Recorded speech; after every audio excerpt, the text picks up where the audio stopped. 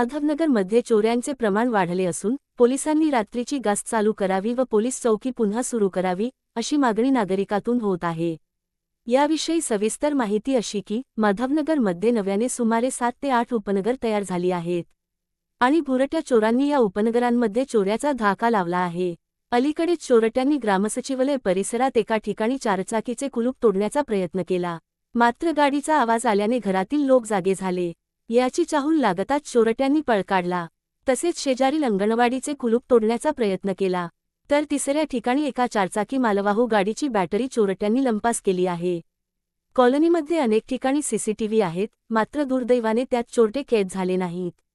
मागील सुमारे 6 महिन्यापूर्वी मे 25 रोजी पावसात जुन्या पोलीस चौकीचे लाकडी छत कोसळले। शुक्रवार पेठेमध्ये नामात्र भाडेतत्वावर सुमारे 65 वर्षे सुरू असलेल्या पोलीस चौकीचे छत कोसळले आणि माधवनगर पोलीस चौकी बंद झाली। 12,000 लोकसंख्या असलेले माधवनगर हे मोठे व्यापारी गाव आहे। गावात रोज लाखोची उलाढाल होते।